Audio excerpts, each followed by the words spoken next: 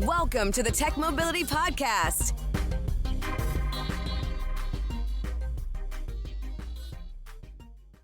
I'm Ken Chester. On the docket, my impressions and review of the all-new Cadillac Escalade IQ, making butter without a cow, and reporting roadkill to save lives. To join the conversation, be it to ask a question, share an opinion, or even to suggest a topic for future discussion, call or text the Tech Mobility Hotline. That number, 872-222-9793, or you can email the show directly, talk@techmobility.show. For those of you that support Substack, you can find me there too as a proud member of the Iowa Writers Collaborative, and that's Ken C. Iowa. So that is Ken, the letter C, IOWA. You can find me there. From the Tech Mobility News Desk. This is something that regular listeners know. I told you what happened. I told you this would happen. And it's happening just the way I told you it would happen. So some context and some background. I had told you that when traditional automakers start ramping up manufacturing of their whole EV supply chain, which basically is totally different from the one they're using for internal combustion engines. There's no engines, there's no transmissions, and all the parts that go into those. Out, done, gone. They got to build a whole new one based on batteries and all the component parts and battery management systems and all the raw materials that go into that. So they were building battery manufacturing plants from scratch. GM had agreed to build 5. And for a while, every automaker was either teaming up or going alone, but they were building these plants. Consider each one of those battery plants like building an engine plant. Both would propel the vehicle. In GM's case, GM recently announced that they had developed a new battery cell intended for pickups and SUVs by 2028. Not news. Not surprising. We talked about Toyota probably about 6 months, a year ago. We talked about how Toyota was developing battery technology and what mile markers they were planning to achieve in terms of by next year, if they're still on track, Toyota would be developing or have developed a battery, an EV battery with a range of 600 miles. And if you're a longtime listener, you might recall way back in our early days, we talked about a couple of researchers in England that reimagined a battery pack for a Tesla Model S, and they came up with between 600 to 800 miles worth of range, and that was 6-7 years ago. The two biggest challenges the automakers are looking at, of many when it comes to EVs: cost of the battery, availability of materials, dependability, reliability forever and a day. They don't want it to ever break.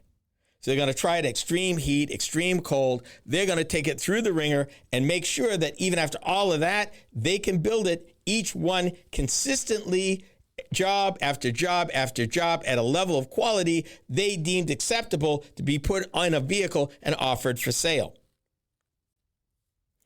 In this case, GM developed a new battery cell with joint venture partner LG Energy Solution that will, surprise, bring down costs on mainstream electric vehicles without compromising on range. Again, I told you that would happen, that they would figure out a way to get the cost down, get away from rare earth materials, get range up, or in this case, get a smaller battery which gives you the same range but a smaller footprint using fewer materials. In this case, again, different battery chemistry. The cell is called a lithium manganese-rich, or LMR, battery. And they expect this to be on the market by 2028, starting with pickups and full-size SUVs. Now, let me stop right here. Unlike you get up one day, you decide you want to go to the store, you decide you want to buy something. The automaker's got a plan 3 to 5 years in advance. For GM to tell you it will be on the market by 2028, they've already let the contracts for the tooling, for the materials, for everything they need to build this. They've already let the contracts. They've already approved the budgets. They're in the process of getting it pulled together. Plus, there is an exhaustive testing. When these first new batteries come off the line, probably in about 9 months to a year, they will put them into the mules or the sample vehicles that they're going to use, and they're going to beat them. They're going to thrash them. They're going to abuse them, submit them to water, salt water, extreme cold, extreme heat, miles after miles after miles, cycle, cycle, cycle. Vibration, everything. To find out that, okay, the new battery chemistry, the new way that we are putting these together are robust enough to go on sale. Anything they find between now and then, they'll make changes, and there'll be a lot of changes. That is how the auto industry works. You don't realize it because you're at the end of it. You're at the end of all that development, all that processing, all getting that approved. Oh, yeah, and by the way, they got to crash test these with the batteries in them. Make sure they don't leak or catch fire or have thermal runaway. All of that will be done before you see the first 2028 full-size EV with this battery pack in it. All that will have been done. Part of it's required by federal law, but all of it will be done. This will also be the first commercial application of what they call prismatic EV battery cells by Ultium Cells, LLC, the company's joint venture. Let me give you a little, we're going to go to school for a minute. GM's current generation EVs are powered by what they call a pouch-style lithium-ion battery with cathodes that are made from nickel, manganese, cobalt, and aluminum. Nickel, manganese, cobalt, rare earths, expensive. They need to get that down. GM said the LMR cells are cheaper because manganese costs less than nickel and cobalt, and because prismatic cells are more efficient and simpler to assemble. 3 words, simpler to assemble. Lower cost of manufacturing, fewer materials used, lower cost per unit. That's where the automakers excel at, wringing out cost. It unlocks the premium range and performance at an affordable cost. It's a game-changing battery for electric trucks. That was Kurt Kelty, GM's VP of Battery Propulsion and Sustainability. And he was talking to reporters at the automaker's Global Technical Center at Warren, Michigan. We believe we can deliver more than 400 miles of range in a single charge in a truck while significantly reducing our battery costs. Hold up. Right now, this minute. Chevy Silverado EV. EPA-certified at $450 right now. And I also told you, if you got a long memory, that I expect the de facto base will be 500 miles. I think that all but the cheapest vehicles will have a range of at least 500 miles. I think that is what the industry needs to be. GM is there with a truck at $450, a heavy truck, $450 right now. It will not be a reach. And they're changing battery chemistries, and they're going to achieve this with a smaller, more dense, more effective, efficient battery, meaning that they will get battery costs down, which also means they will get weight down. And that is a fortuitous cycle. As they get better with battery chemistries and they get the weight of the batteries down, a vehicle that weighs less goes further, which allows them to further reduce the size of the battery and the materials going in it, which means the cost to produce the vehicle grows less.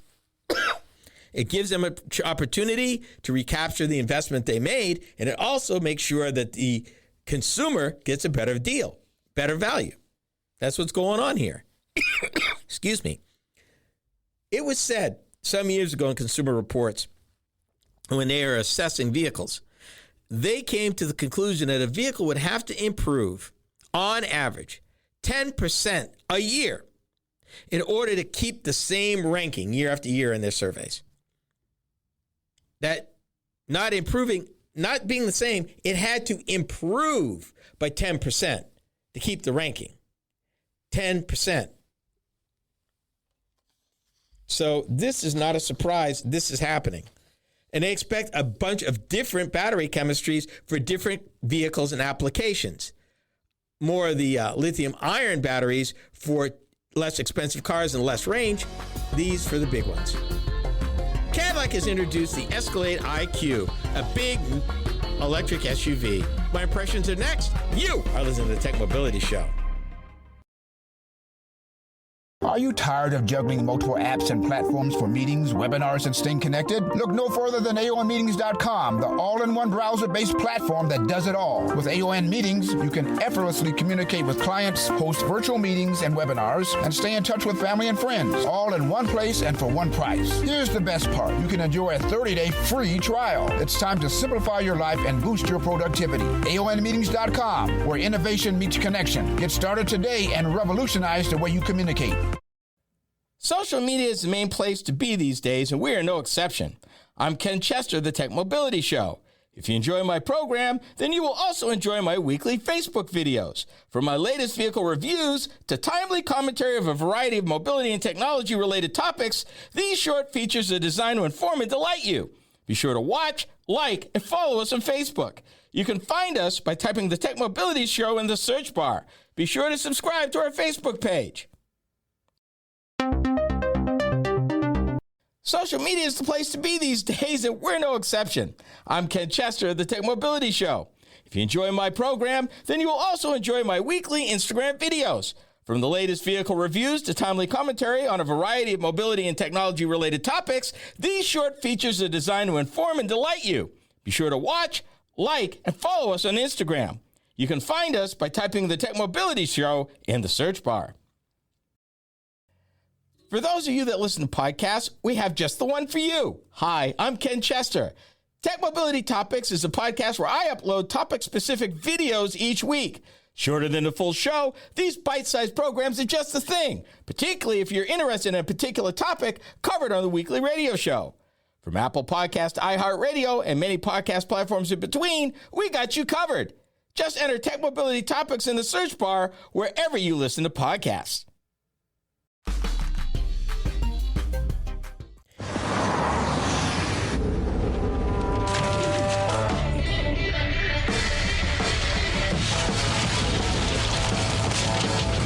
The 345 horsepower Cadillac Escalade. An Escalade EXT. Powerful enough to put everything in its place. Cadillac. Breakthrough. Visit your tri-state Cadillac dealer for this attractive offer. See dealer for residency restrictions. You know what kills me? That's from 2004. 21 years ago. And you heard 345 horsepower. And I want you to remember that number because I can tell you right now, the vehicle we're about to talk about, also a Cadillac, produces horsepower double that number and doesn't need gasoline to do it. It rides on 24-inch tires, weighs approximately 9,000 pounds, and is some 33% heavier than the gasoline-powered version. It has crazy big horsepower and can travel up to 450 miles between charges, and that is EPA-certified. You will not fail to notice this one when you see it on the highway. It is the Cadillac Escalade IQ, the nameplate's first fully electric SUV manufactured at GM's redesigned Hamtramck plant in Detroit, now known as Factory Zero. But as always, I'm getting ahead of myself here, so let's take a step back in time.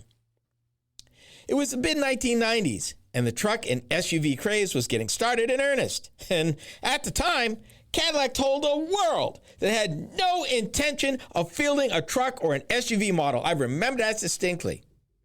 The standard of the world believed at the time that its storied lineup of cars would be more than enough to satisfy the demands of the luxury market in which it competed. Unfortunately for Cadillac, this would prove to be a grave error. Bolstered by the runaway success of the Chevrolet Tahoe, a shortened version of its full-size suburban SUV, Cadillac changed course and introduced the Escalade SUV in 1999. Sharing the same underlying platform as the Chevy Suburban Tahoe and GMC Yukon and Yukon XL, it went into production some 10 months after it was approved. If you know anything about the auto industry, that is lightning fast. Lightning, with the key on the lightning. That is killer fast. Cadillac would go on to introduce several more body-on-frame truck-based models under the Escalade banner. The EXT, based on the Chevy Avalanche, and the ESV, based on the Chevy Suburban GMC Yukon XL. It proved to be the right move. And Cadillac would even develop a performance version called the Escalade V, billed as the largest performance SUV in the American market with a 0 to 60 time of, get this now, all of that vehicle, 4.4 seconds. And that was 3 years ago in 2022. This brings us to the Escalade IQ. Production of the new Cadillac started in 2024. The model's designated as a 2025 for the 2025 model year. Offered in 4 models, the new Cadillac EV is the first Escalade that is not built exclusively at the automaker's Arlington, Texas manufacturing facility, which up till now was the sole source for all GM's full-size SUVs that was based on that platform. The IQ is considered to be a reimagination of the luxury full-size SUV experience, brimming with iconic design, the highest level of craftsmanship, and the latest automotive technology. To say that the Escalade IQ is a tour de force for the automaker would be an understatement. This Cadillac, is making its own place in the automotive market, and trust me when I tell you, there isn't anything quite like it for sale in America today. It's tall, stands about 76 inches high, and the standard exterior running boards are needed and appreciated for entry and exit into the passenger cabin. Power for the Cadillac EV is provided by dual Ultium drive electric motors that drive power to all 4 wheels and deliver, get this now, a staggering 750 horsepower and 785 foot-pounds of torque in its Velocity Max mode. And here's where I wrote in a little editor's note just for context. The Dodge Charger Hellcat, which was a gasoline-powered, oh my godly, model, was powered by a 6.4 turbocharged V8, and it only produced 707 horsepower, and that sucker was, oh my God, fast. I remember driving one. Despite its heft, Cadillac advertises an equally impressive 460 miles of range. 460 miles of range for a vehicle that weighs 4.5 tons. Let that sink in a minute. I said 4.5 tons is what it weighs. And it will deliver 460 miles between charges. And that's slightly more than the Chevy Silverado EV. Handling and control of the vehicle is further enhanced by a continuously variable actuator at the rear wheels that turns up to 10 degrees. Cargo capacity is an impressive 119.2 cubic feet with the second and third row seats folded. Equally impressive, as with the gasoline-powered Escalade ESV, is that you still have over 20 cubic feet of cargo space behind the third row of seating without compromising passenger comfort. Towing capacity comes in at 8,000 pounds. This thing will tow 4 tons. It weighs 4.5 and will tow another 4. Meaning that you will be rolling, fully loaded, you will be rolling 10 tons. Think about that for a minute. Darn near 10 tons. Here's what I liked about the SUV. Make no mistake, the Escalade IQ experience is a must. It's like traveling in first class on your favorite international airline. And it doesn't matter. If you're in the first, second, or third row, you will have an experience that is tough to match. The optional executive seating package is a must for this vehicle, and I would consider that $7,500 to be money well spent. The IQ starts with ground clearance of almost 7 inches, but you can adjust vehicle height to make loading more convenient. Underway, I found the Cadillac IQ was mannerable, quiet, responsive, and dare I say this, even graceful at speed. An over-the-top view of the road and proven suspension hardware inspires confidence from behind the wheel. Here's what I didn't like about the vehicle. Now, while I do understand at this 6-figure price point, all things are relevant, but really charging almost $6,000 for a special exterior paint? $6,000. Yikes. And while I did appreciate the running boards, trust me, I did, I would really have appreciated some hand grips for us older folks at all 4 doors. I found that the access to the third row seating area was overly complicated. And honestly, at 76 inches tall and 4.5 tons of vehicle weight, I'm not going to be driving this in any weather that threatens to drop more than 3 to 4 inches of snow. Getting this beast stuck would be expensive for sure. Not to mention, if you manage to damage either the tires or the rims, I'm pretty sure they won't be in stock. So here's the bottom line. Despite its six-figure price, Cadillac says that this model is drawing younger buyers to the brand. And driving the Cadillac Escalade IQ is for sure an aspirational experience once again. The base manufacturer projected retail price for the 2025 Cadillac IQ SUV starts from $130,090. Destination charges add $2,290. This thing had way more luxury than I have time to talk about. And standing alone, it don't look strange, but you park it next to something, you see how big it is. Oh my goodness. They are making butter out of thin air. We tell you how. This is the Tech Mobility Show.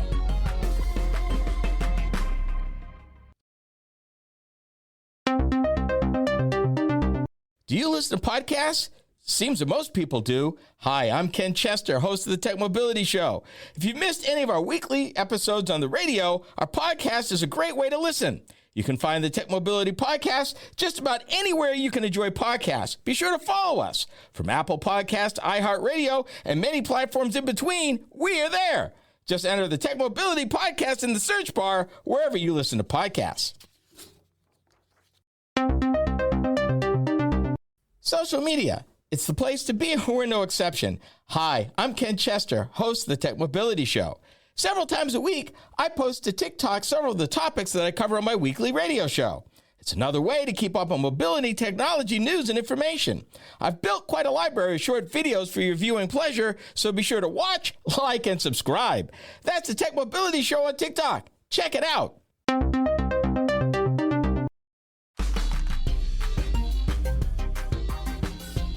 The company is called Savor, and they make what they call cow-free butter, using carbon dioxide from industrial emissions and hydrogen from water to create edible fats. In other words, turning air and water into butter. Yikes. This effort has some serious ramifications for the food industry, and this is topic B. Let me start here. Y'all know how I feel about my coffee. Let me tell you how I feel about my butter. When I was growing up, Mom and Dad, there was 5 of us, and they couldn't afford regular creamery butter, so they bought the imposter stuff, the margarine, imperial margarine. Ate so much imperial, when I got married, I banished it from my house. Having butter was a treat. So for the last 40 years in my house, it's been butter or else. I can't believe it's not butter. No. Butter, okay? Butter from cows. That's how I like my butter. Lightly salted because, butter without salt, why? Just don't get it. But let me talk about this, because this definitely has some ramifications here. Now, the process they developed for manufacturing one of the most essential ingredients in the human diet, fat, they're doing it using no biological inputs at all. But here's something that'll blow your mind. Unlike companies growing genetically engineered cultivated meats, Savor relies solely on an ancient, natural process. I bet that threw you just then, didn't it? You said, what? An ancient, natural process. I'll explain it in a minute. If it takes off, Savor could shift how the food industry approaches not just butter, but the entire supply chain behind edible fats in a world increasingly strained by land usage and climate instability. Their first product that they developed after starting this business in 2022 was an animal-free, plant-free butter that mimics the same taste, texture, melting point, and mouthfeel of dairy fat. And they shared it with some Michelin-starred restaurants, and they got some feedback. And the funny thing of the feedback is they said, we just want something that equates to regular garden variety butter. But again, as usual, I'm getting ahead of myself. So let me back up, because I told you I'd explain how ancient process. For real, though. So let me take you way back. 3.5 billion years ago, deep beneath the turbulent, sunlight-absent ocean, Saver's process happened naturally. Heated hydrogen-rich water surged through hydrothermal vents and mixed with carbon dioxide, believe it or not, forming fatty acids. These are the building blocks of life. And they bet that this process will support it well into the future. This team performs a chemical process similar to that primordial chemistry, instead capturing industrial carbon dioxide emissions, merging them with hydrogen from water to synthesize fat molecules. Boy, is there anything you can't do with water? You can make gas, you can make fuel from water. Now you can make fat from water. And the irony, she's using something that is a waste gas, a greenhouse gas, something we're trying to reduce the use of. And she's pulling that out of the atmosphere to put it into this and make it something that is good for you, something that is beneficial. In today's agricultural system, different fats require entirely different crops or animals. Truly. But Saver's system allows them to shift fat profiles with a change in processing conditions, not supply chains. Can you imagine? Literally, designer butter, designer fats that you can design now with the attributes you want. You don't have to worry about animals or picking your farm or making sure the diet. None of that matters now because you're not using it. What will this do to the dairy industry?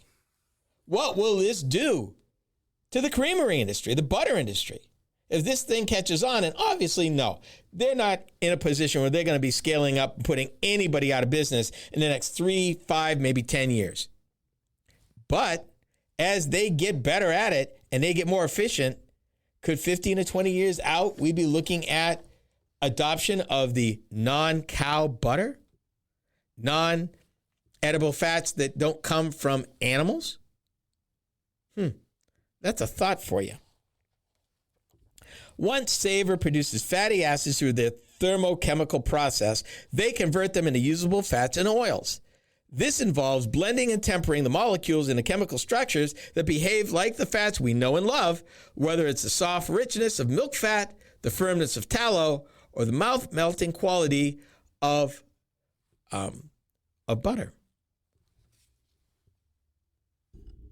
My mind is reeling. If you could go manipulate all these industries and you don't need all this stuff and all their current inputs become obsolete, particularly if they can get the price down, because nowhere in this article does it talk about what it costs a pound, which I'm very sure ain't nowhere near butter, even though butter is still about $5 a pound. It's probably many times that at this point.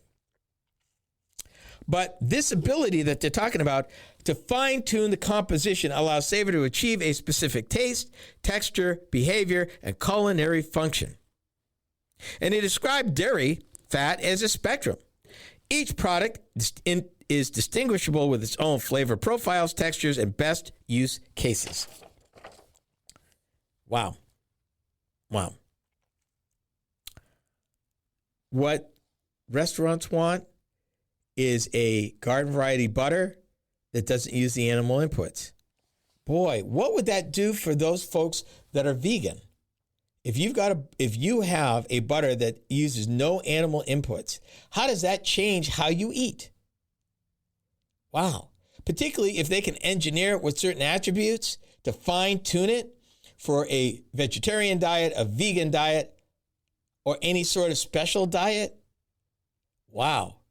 And what about if you're lactose intolerant? Now, with this, not an issue. It opens up a whole new world. But more importantly, as it does that, what does it do for the dairy farm, for the farmer out there, for the crops that they grow to feed it to the livestock? What happens to that out there in the future? Today, Savor produces fats from its 25,000 square foot pilot facility, and it's close to me, Bavaria, Illinois. By mid-2025, they expect to be producing 100 kilograms of fat per week in what it calls its end-to-end fat production facility. What they're looking at right now is that they plan to enter the market through limited channels such as specific restaurant menus and consumer packaged goods brands. Think snack bars, chocolates, cookies, products made at large volumes. Think about this. If they can engineer out the bad stuff and engineer in the good stuff for the packaged foods that we eat, I mean, the possibilities of game changer are endless with this, particularly as they get better at engineering in and out, engineering in good attributes, engineering out bad attributes, literally dialing it in the way they want it. Yikes. I don't know. It just goes on, and I could hardly wait. I would love to try this, but until I will be a skeptic, though, because I love my butter, my cow-produced butter. College researchers are asking folks to report roadkill. The result is that it may help both people and wildlife. We are the Tech Mobility Show.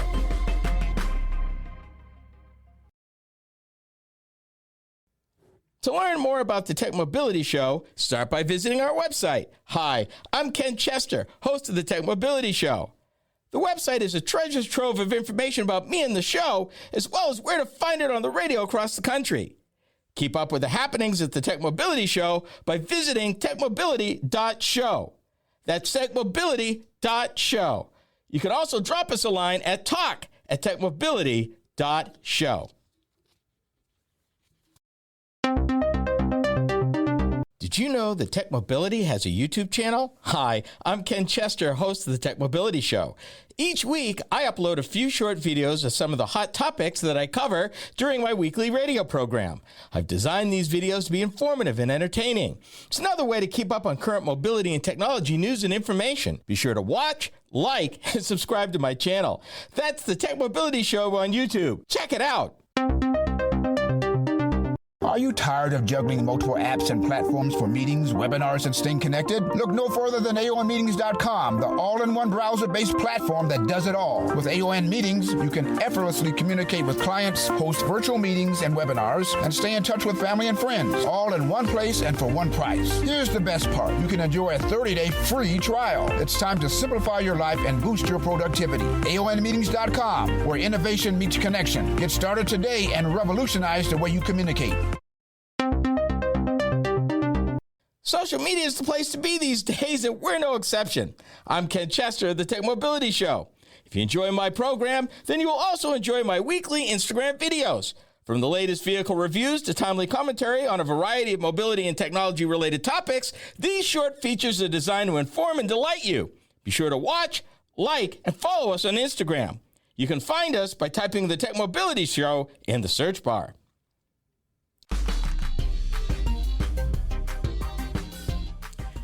Researchers at the University of Rhode Island are asking its state residents to help them count roadkill. While that ask may seem odd, they are reassuring those that ask that it can make roads safer for drivers as well as wildlife. This is Topic C. Here I come with the context again, because it's important for you to know how this fits. Each year in the United States, wildlife collisions result in approximately 200 human deaths, 26,000 injuries, and a cost of over $8 billion, according to the U.S. Department of Transportation's Wildlife Crossings Program. But beyond the numbers is a deeper question of how infrastructure disrupts the natural movement of wildlife. I can tell you, personal experience today, this morning, coming home, up a road, 4-lane divided highway with a median strip that had vegetation in it, flat ground, no hills, no trees, far as the eye could see. And at 72 miles an hour, up comes out of the median strip a deer. Needless to say, I had to stand on the brakes. The deer lived. I didn't hit it. But yeah, could be something like that. And those deer car collisions, those deer motorcycle collisions, yeah, every now and then there are injuries and occasionally a fatality. In fact, about 15, 20 years ago, there was even a piece where I grew up where a baby moose, and they're not known for being in that part of Massachusetts where I grew up, came through a woman's windshield in town. Yikes. Or there was the night here in Iowa, I'm coming home from work, and downtown in a suburb, downtown, not in the woods, walking down the middle of the street, 3 deer. So this is a real thing. So what are they talking about? What's going on here? Well, much the same way, and we reported on this, a wildlife crossing in California across US 101. What they want to look at is the hot spots where these animals most likely to be killed, how infrastructure and vegetation enters into that at that place, and what can they do in modifications, if any, to guide the wildlife away from those situations to either cross through a culvert or under a bridge. In other words, prevent the meeting of vehicles with wildlife. That's what they're trying to get away from. And hence why they're recording this, because they want to map it out. They said that Rhode Island, which I've only been to several times in my life, is one of the most dense populated states, second only, I'm guessing, probably Delaware, in the United States. And you've got animals trying to transverse both rural and country, urban and suburban, ex-urban, with the growth of people and company and things and roads and traffic and all of this. They're trying to get through. And according to the researchers, really they're only looking for one of two things, either dinner or a mate, which is why they're on the move. I can understand that. In the case of Rhode Island, Rhode Islanders can report roadkill sightings with a 2-question survey available online by simply pointing your smartphone at a QR code. The survey allows the members of the public to share their location with permission and a photo to help researchers. What the researchers want to do is crunch survey data to identify roadkill hotspots, potential locations for safe passages such as culverts, underpasses, or span bridges, which could reduce collisions. Because they want a win-win here. Less wildlife getting run over, hit, or killed means less damage and less injuries to human drivers and fellow passengers hitting stuff or things. So, I mean, this is not just Rhode Island, but this is nationwide. They're looking at ways, not because people are so warm and fuzzy all by themselves for wildlife, which it doesn't hurt, but they're looking at the real toll, both in property damage and human life and injuries and money, which I just read is big money, and that's per year. Per year. $8 billion per year. Yeah. So we've got a saying here in Iowa that DOT likes to use, and they say, don't veer for deer. What they're trying to tell you is that if you veer, you might veer into oncoming traffic and actually make it worse by either hitting the car next to you or an oncoming vehicle, and everybody gets hurt. Better to take the deer out. My question for the Iowa DOT is, okay, who's going to pay to fix my vehicle when I hit the deer? Just asking. You say don't veer. Okay. I hit it, or it hits me, because I've been hit by a deer about, almost 10 years ago now. It was the scariest experience ever. Don't know if the deer lived or died, though. Still don't know. After he hit, rolled over the car, kicked out the sensors in the rear bumper, I stopped, freaked out, looked up the hill. He looked back at me, got up, shook himself once, bounced once, and was gone. And I couldn't find him. I went looking. Thought he might have bled out in the forest. I'll never know. That's what they're trying to prevent. That one deer did a lot of damage to that little Lincoln I had. Brand new Lincoln. Took out the side view mirror, dented the front fender, went up over the hood, up over the windshield, down the back, and kicked out the rear sensors. And oh, by the way, when he hit, because he came up out of a wash, hit me from the side, he also damaged the driver's side and passenger side, driver's front and driver's rear doors on the left side. Oh, yeah. We were fine. We didn't hit anything. The car was not fine. It was drivable, but not fine. And to this day, don't know if the deer was fine or not. He was a buck deer, and it was during rut season. I will admit to both of those. So the researchers in Rhode Island, they want to roll this out across all of New England, but they're starting in Rhode Island in an attempt to get their hands around the problem, see if they can't reduce it, see if there are cost-effective ways to making roadways safer for both drivers and wildlife. The drivers trying to drive it and the wildlife trying to cross it. Because I'm telling you, you don't want to see what's left when a deer gets hit by a truck at 75 miles an hour. It's ugly. And depending on the season, at least here in Iowa, lots of raccoons, occasionally other stuff, mainly raccoons and deer. If you're down in Arkansas, it will be, let's see, I'm trying to think. Oh, armadillos. You see a lot of dead armadillos in the road. They get hit by cars. Everybody wants safe transportation, and that's all this really is. And it's just interesting that they're taking this approach. We'll see how successful they are and if doing this helps to mitigate any of this. Because I don't know how much money they'll need to put with it. If they identify it and they need to spend some money, where's that funding coming from? And, you know, what kind of timeline are you looking at? Because California did one, and it was many hundreds of thousands of dollars for the one they were building as a wildlife passage. We reported on that, I believe, last year. Rhode Island's not there yet. They're still assessing the problem, and they're looking at the whole state. As opposed to California, they were just looking at that one stretch of 101. Oh, well. Nationwide problem, local solutions. We can only hope. So good luck to them, and we'll see what we find out. We'll keep you apprised of what they learn.